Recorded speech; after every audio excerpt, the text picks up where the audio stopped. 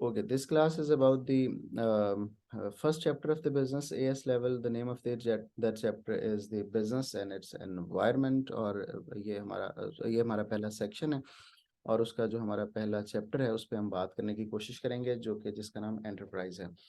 अच्छा, हम एंटरप्राइज किसे कहते हैं और ये क्या होता है और नेचर ऑफ बिजनेस एक्टिविटी क्या है, ये सब चीज़ें हम इस चैप्टर में पढ़ने वाले हैं। ओके, पहले इस चैप्टर का जरा ऑब्जेक्टिव पढ़ लेते हैं कि इस जो this is the key idea behind this studying this chapter is to understand that how businesses operate. हम ये समझने की कोशिश करेंगे कि बिजनेस शुरू कैसे होते हैं और ऑपरेट कैसे होते हैं और उनको कौन लोग चला रहे होते हैं, मैनेजर्स जो उनके पीछे हैं वो कौन लोग होते हैं, या ये सब चीज़ें हम इस चैप्टर में विल बी टॉकिंग अबाउट। अच्छा जी।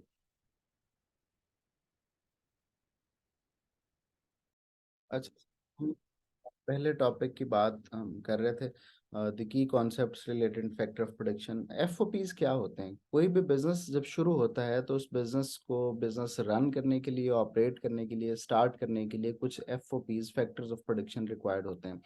इधर इट्स बिजनेस और economics, the factor of production और फोर इन नेचर, चार होते हैं और हम उन चारों की डेफिनेशंस पे बात करते हैं और ये देखते हैं कि ये चारों फैक्टर ऑफ प्रोडक्शन जो हैं इनके रिवॉर्ड सिस्टम्स क्या होते हैं और ये बिजनेस इनको कैसे पे बैक करता है। पहला जो एफओपी है वो लैंड है। लैंड दरअसल हमारे यहाँ एक वियर्ड कॉन्सेप्ट है कि शायद लैंड लैंड इटसेल्फ कहलाती है, नहीं, लैंड है land all the natural resources extracted from the land. जितने भी हम जमीन से एक्सट्रैक्ट करते हैं रिसोर्सेज और लैंड इटसेल्फ दोनों ही लैंड कहलाते हैं। It means the wood, it means the water, it means the minerals, it means the oil, सब कुछ जो जमीन से एज इट इज निकल रहा होगा रॉ फॉर्म में वो हमारे लिए लैंड ही कहलाएगा।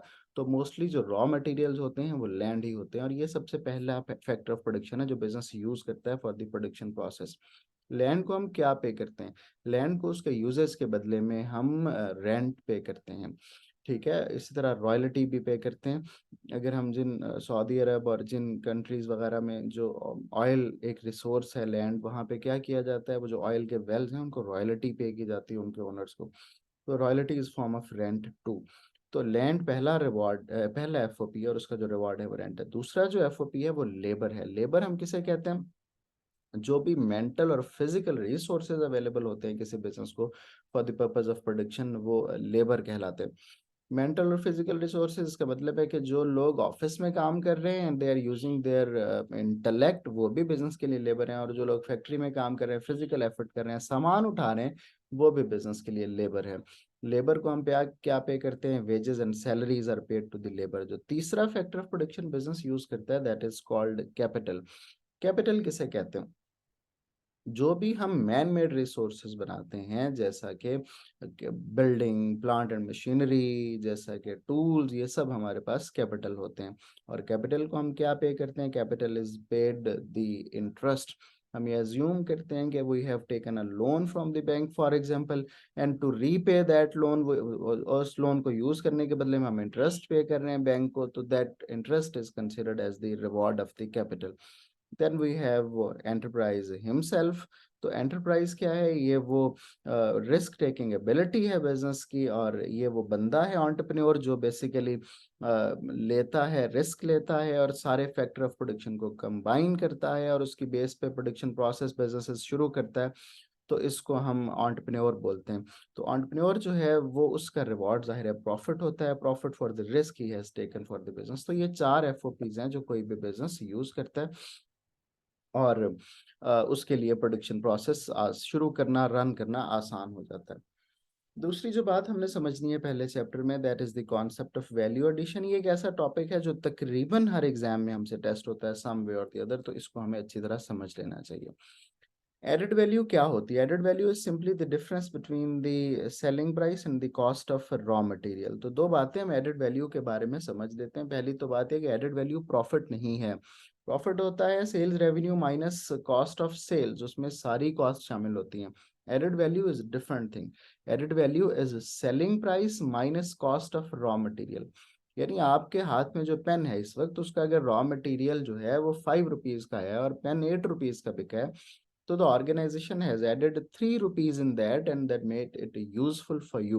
तो ये प्रोसेस जो है वैल्यू एडिशन कहलाता है। आपके आपके कमरे में टेबल है जिसके ऊपर आप बैठ के लिख रही हैं या कुछ ऐसा कर रही हैं, तो वो जो टेबल है उसकी जो वुड है वो अगर 20,000 रुपीज की आई थी और वो जो टेबल है वो 30,000 का बिक गया है, तो अब हमने ये देखना है कि जो उसका रॉ मटेरियल और सेलिंग प्राइस का डिफरेंस कितना है, तो that is called the value added या एडेड वैल्यू। तो वैल्यू एडिशन के लिए हमने एक फार्मूला यहाँ लिख दिया, selling price minus cost of raw material, उससे हम वैल्यू एडेड कैलकुलेट भी कर सकते हैं।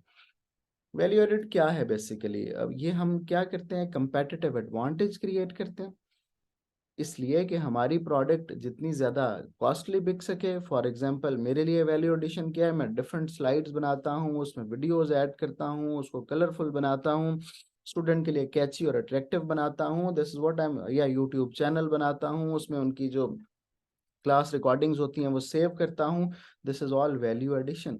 अच्छा, वैल्यू एडिशन का पर्पस क्या होता है? वैल्यू एडिशन का पर्पस ये होता है कि सेलिंग प्राइस इंक्रीज हो जाए, या ब्रांडिंग के थ्रू भी कर सकते हैं।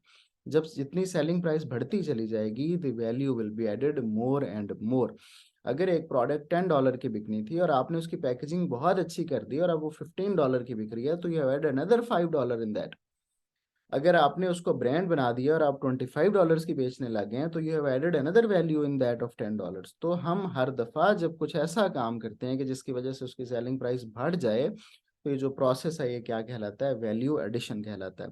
वैल्यू एडिशन की वजह से product becomes more popular in front of in the eyes of the customers.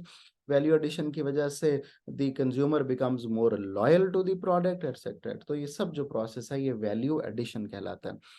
Value addition सिर्फ प्रोडक्ट बेस्ड बिजनेसेस नहीं करते बेटे, वैल्यू एडिशन जो है वो बिजनेसेस भी करते हैं जो कि सर्विसेज बेस्ड होते हैं। फॉर एग्जांपल एक एकेडमी जो है ए लेवल्स की, वो अपने पास ऐसे टीचर्स हायर करती है that are more skilled, that are more qualified, as a result of that more students are attracted toward that academy. तो इसको भी हम वैल्यू एडिशन का प्रोसेस ही कहते हैं। एक एकेडमी ज्यादा कंफर्टेबल चेयर्स देती है, एसीज लगाती है, बच्चों के लिए एक बहुत एक लग्जरी किस्म की कैंटीन ऑफर करती है, फॉर एग्जांपल, ये सब जो प्रोसेस है ये वैल्यू एडिशन है। तो खाली प्रोडक्ट का बिजनेस वैल्यू ऐड नहीं करते, याद रखें, सर्विसेज का बिजनेस भी वैल्यू ऐड करते हैं। तो वैल्यू एडिशन का पर्पस ये होता है कि difference between the selling price and cost of raw material increase, और फिर उसके लिए हम जो है वो ज्यादा से ज्यादा उसमें अपनी सेलिंग प्राइस, यहाँ मैंने कुछ एग्जांपल्स भी दी हुई हैं, you can study them later on, वो आप फिर पढ़ सकते हैं।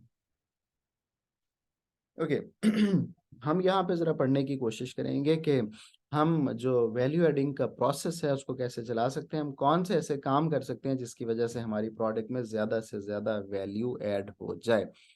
ओके जी, हम क्या कर सकते हैं, हम अगर प्रोडक्ट के अंदर नए फीचर्स इंट्रोड्यूस कर दें एग्जिस्टिंग प्रोडक्ट के अंदर, what phones do, sell phones do. IPhone अगर 14 आएगा तो कुछ अर्से बाद 14s आ जाएगा, 13 आएगा तो 13s आ जाएगा। Just add new features to the existing product and becomes more valuable. Cars की इंडस्ट्री भी यही करती हैं, वो face lift model for example ले आती हैं, उससे भी होता है कि वैल्यू ऐड हो जाती है। By introducing new model of the existing product, हम क्या करते हैं, फेस लिफ्ट मॉडल ला ला के जब थक जाते हैं तो हम उसी होंडा सिविक का एक नया मॉडल ले आते हैं जिसकी शेप एंटायरली हम चेंज कर देते हैं, उसको ज्यादा कोई बीस्ट लुक दे देते हैं, ज्यादा लग्जरी लुक्स दे देते हैं, वगैरह वगैरह, और value is added and we can sell it more at 2 million higher than as compare to the existing price. Packing को ज्यादा अट्रैक्टिव कर सकते हैं, आपने परफ्यूम्स की पैकिंग देखी होगी, यहाँ पे मैंने कुछ एग्जांपल भी दिए, सिंपल नट्स इतनी खूबसूरत पैकिंग में सेल किए जाते हैं कि उनको हम हायर प्राइस पे सेल कर देते हैं, ज्यादा उनकी वैल्यू ऐड हो जाती है। इसी तरह बाई एक्सटेंसिव मार्केटिंग कंपेन्स भी हम वैल्यू ऐड कर सकते हैं। तो अगर हम जितनी ज्यादा अफेक्टिव मार्केटिंग करेंगे, जितना ज्यादा हम सेलिब्रिटीज को इन्वॉल्व करेंगे मार्केटिंग में, जितना हम कंज्यूमर के लिए मार्केटिंग को कैची बनाएंगे, उतना हम प्रोडक्ट को ज्यादा कॉस्टली महंगा बेच सकेंगे। We can enable ourself to charge higher selling price, उससे भी वैल्यू ऐड हो जाती है। एक और पॉइंट यहाँ पे मैंने लिखा हुआ है, बाय बाय बल्क बाइंग। अगर हम सेलिंग प्राइस ना बढ़ा पाए तो डिफरेंस क्रिएट करने का दूसरा तरीका ये है कि हम कॉस्ट ऑफ रॉ मटेरियल कम कर लें। यहाँ पे देखें, if you see the formula of selling prices, value addition is selling price minus cost of raw material. तो if we are unable to increase the selling price, what we can do, we can decrease the cost of raw material. उससे भी हम bulk buying कर लें, हम जब offer चल रही हो हमारी प्रोडक्ट सेलिंग प्राइस के ऊपर या कुछ ऐसा प्रोडक्ट को बाय करने के बाद उस वक्त उन्हें बाय कर लें, तो उससे क्या होगा, उससे भी वैल्यू जो है हमारी प्रोडक्ट के अंदर ऐड हो जाएगी।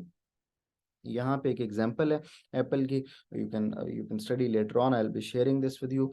तो फिर आप इसे देख सकेंगे कि किस तरह एप्पल जो है वो इनोवेशन के थ्रू अपनी बहुत ज़्यादा जो प्रोडक्ट्स हैं उसके अंदर वैल्यू ऐड करता है।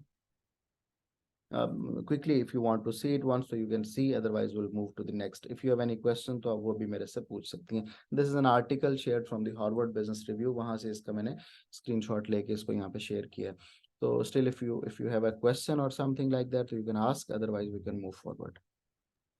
Sir, move, it's easy.